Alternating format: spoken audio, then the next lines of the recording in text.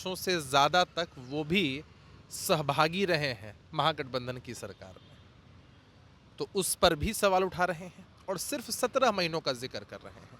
देखिए, ये वही लोग हैं जो नौकरी के बदले ज़मीनें लिया करते हैं, मुखिया को मिलता है। यूँ अखबारों में विज्ञापन छपवाकर यदि क्रेडिट मिल जाए तो इनके पास बहुत पैसा है, कह दीजिए अखबार के हर पन्ने को रंगवा लें, की ताकत उनके पास है। राजनीतिक रूप से नीतीश कुमार जी की रीढ़ की हड्डी सीधी थी, सीधी है और सीधी ही रहेगी। के नेता प्रतिपक्ष तेजस्वी यादव ने एक वीडियो जारी किया है और यह सवाल पूछा है, बिहार के मुख्यमंत्री नीतीश कुमार पर हमला भी किया है। कहा है 17 साल में और 17 महीने में क्या हुआ बिहार की जनता ने देखा है। बात करेंगे, जेडीयू के प्रवक्ता हैं अभिषेक झा हमारे साथ बातचीत के लिए। 17 साल बनाम 17 महीना कैसे देख रहे हैं? वीडियो जारी किया गया है एक। कई बार आप कई खेलों में देखते हैं ना कि क्रिकेट में किसी को आउट होना होता है तो हिट विकेट हो जाता है, किस्मत खराब होती है तो फुटबॉल में सेल्फ गोल कर दिया जाता है।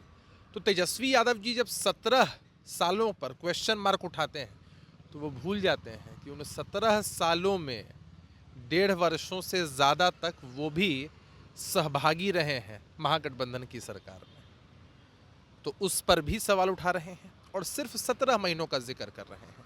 देखिए, ये वही लोग हैं जो नौकरी के बदले ज़मीनें लिया करते थे और इस बार भी इन लोगों ने कोशिश की कि राजनीतिक रूप से अनैतिक काम किया जाए, लेकिन हासिल तो कुछ हुआ नहीं।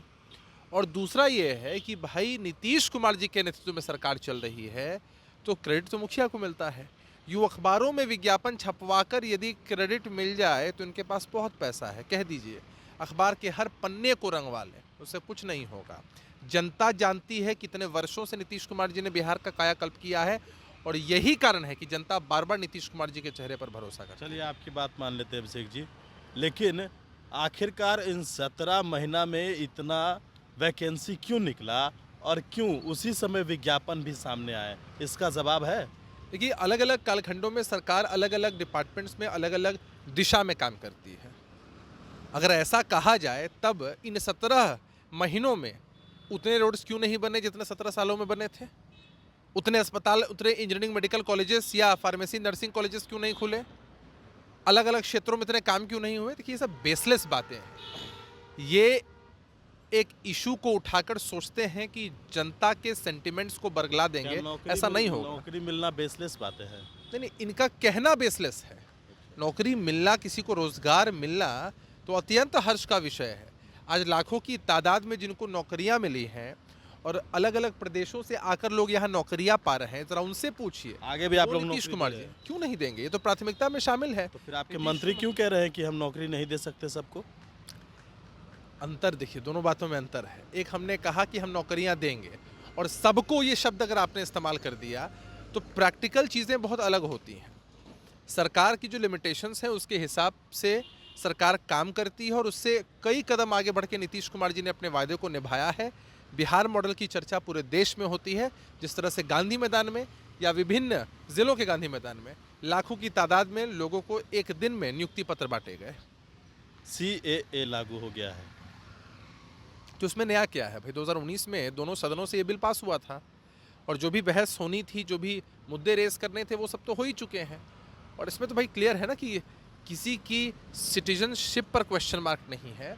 जो हमारे पड़ोसी मुल्क हैं, वहाँ जो माइनॉरिटी कम्युनिटी के जो लोग हैं वो अगर यहाँ शरणार्थी के रूप में हैं तो उनके हितों को लेकर ये चर्चा है। अब विपक्ष के लोग गाहे बगाहे इसको मुद्दा बना रहे हैं, जो चीज़ें हो चुकी हैं उसको भी मुद्दा बना रहे हैं ताकि राजनीतिक लाभ मिल सके।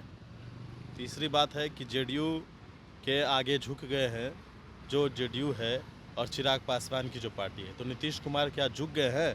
कई ऐसी सीटें हैं जो आपके खाते में अब नहीं रही। अरे ऐसा थोड़ी होता है। आप गठबंधन में जब होते हैं तो सबको एडजस्टमेंट करना पड़ता है और नीतीश कुमार जी को झुकाने का प्रयास कई पार्टियों ने, कई नेताओं ने किया, लेकिन जनता की ताकत उनके पास है। राजनीतिक रूप से नीतीश कुमार जी की रीढ़ की हड्डी सीधी थी, सीधी है और सीधी ही रहेगी। सब सीट बंटवारा हो गया, चल रही है बातें चल रही हैं और आपके माध्यम से ही जनता तक ये खबरें जाएंगी। जरा उनसे पूछिए ना जो हमसे पहले सीटों का बंटवारा करके अनाउंस करने वाले थे। चलिए बिल्कुल। तो हमारे साथ जेडीयू के प्रवक्ता अभिषेक झा थे, बड़ी इन्फॉर्मेशन के साथ। नमस्कार।